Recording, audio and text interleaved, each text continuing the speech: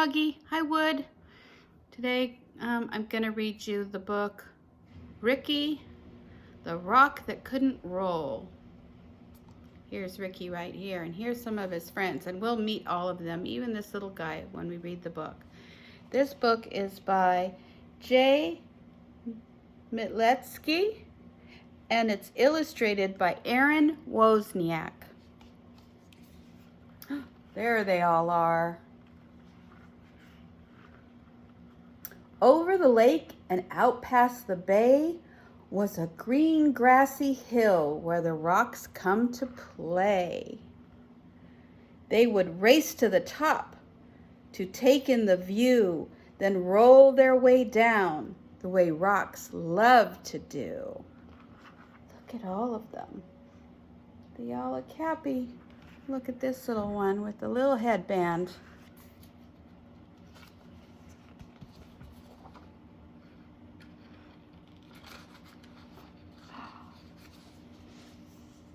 You see all those rocks? There were Kip, Pip, and Chester, and Marvin the boulder. This is Marvin the big boulder. Ignatius played too, though he was much older. There's Ignatius.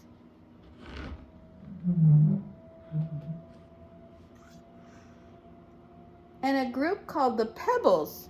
Can you see the Pebbles?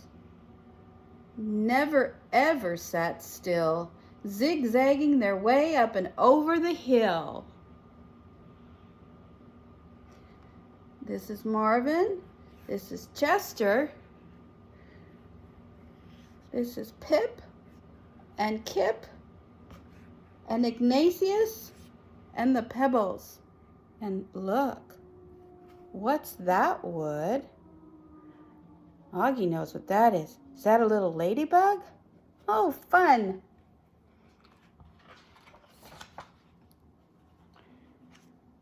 Here's some more friends. Kai was a meteorite and not from this planet. And Maya was lava, but taken for granite. Stu was the smart one. Parker the clown, and grumpy old Ebert rolled round with a frown. Where's Ebert with a frown? Here he is. There's Ebert. There's Parker. Parker's the clown. Parker says, "How do you make a tissue dance?" And Ebert says, "Seriously?" And Lisi says, "You put a little boogie in it." Then there's Gabby. Gabby was sassy. Lisi had flair. Emma was giggly. And Hud had black hair. I like these rock friends. Whoa, there they go. But the one trait that seemed to be shared by them all was that every rock there was shaped like a ball. And because they were round, they could easily roll. Through the grass, past the lake, up and over the knoll. Woo, I'm dizzy. I'm dizzy just looking at them.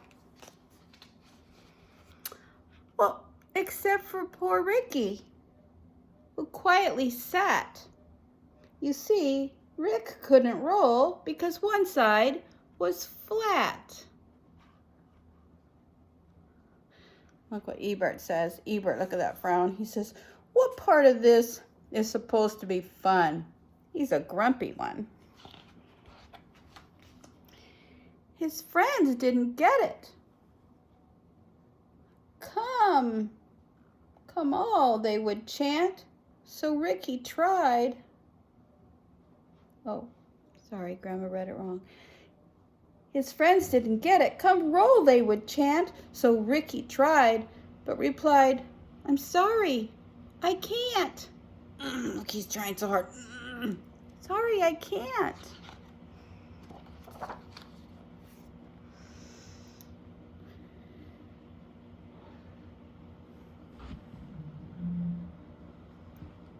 But the rocks were determined. They were sure they could solve Ricky's flat-sided problem. and help him revolve. So Marvin the boulder, with his impressive physique, carried Rick all the way to the hill's grassy peak. Then he pushed him downhill, yelling, "Keep rolling, kid!" But Rick didn't roll. He just kind of slid.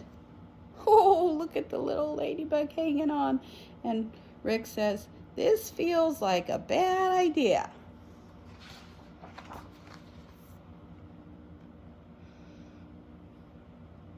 Well, the rocks weren't done, not by a mile. Surely this next try would get Rick to smile.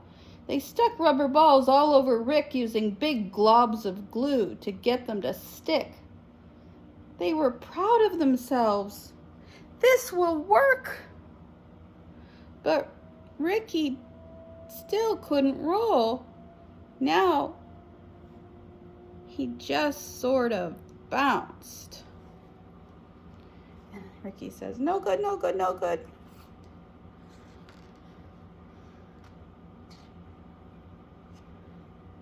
Oh, I was looking for the ladybug. Do you guys see the ladybug?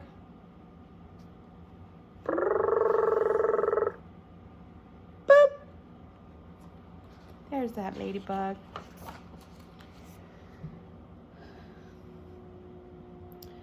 Well, they pushed and they pulled, trying every which way to get Rick to roll, but by the end of the day, nothing had worked, just like Rick expected. And he ended up feeling sad and dejected. "It's no use," Rick sighed. Beep, beep, beep, beep. "There just isn't a way, so I'll sit off to the side and watch you all play." What's gonna happen? What's gonna happen? What's gonna happen? Boop, boop. But his friends wouldn't quit.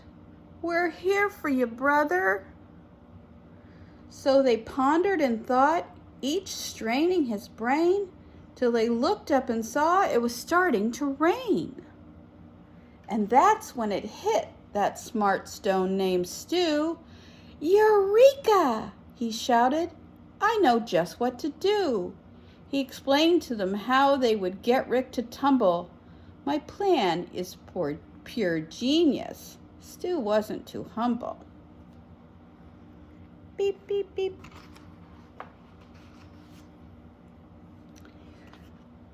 So they carried our hero down the road about a mile to the lake, where they gathered up mud they could pile on the flat side of Rick, creating a mound that they shaped, smoothed, and sculpted until it was round.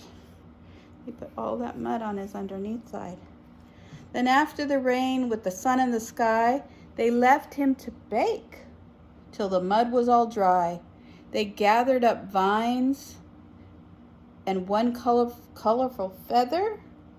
You see the colorful feather? That they wrapped all around Rick to keep it together. Boop. Doesn't looking at that sun just make you feel warm? Oh, look how pretty.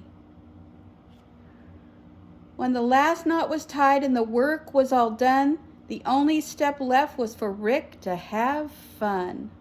They stood back and watched, feeling nervous and tense, as Rick breathed in deep with increasing suspense. He moved slowly at first, testing out his new mold, and then, for the first time, Ricky the Rock rolled. Woo! He looks happy.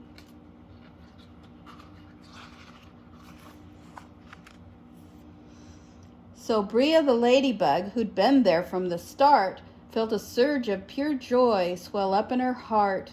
She thought, as she watched her friends play on the hill, that there's always a way if there's also a will.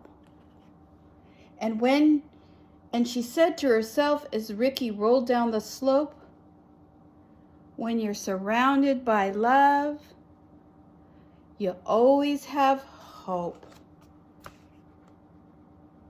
They look like they're having fun. There's Bria. There's the pebbles. There's Rick and his feather. That's the end. When you're surrounded by love, you always have hope. Nana, Grandma loves. Love, love, love you.